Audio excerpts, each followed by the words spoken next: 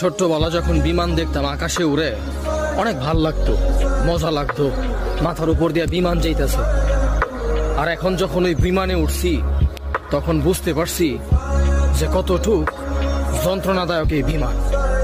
বিমান বাহির থেকে অনেক সুন্দর লাগে, ভিতরে বসলে এই বিমান মার কাছ থেকে সন্তানের আলাদা করে দেয়, সন্তানের কাছ থেকে বাবার আলাদা করে দেয়, বন্ধুর কাছ থেকে বন্ধুর আলাদা করে দেয়, ভালোবাসার মানুষের কাছ থেকে ভালোবাসার মানুষরা আলাদা করে দেয়, আত্মীয় স্বজনের কাছ থেকে নিজের আলাদা করে দেয়।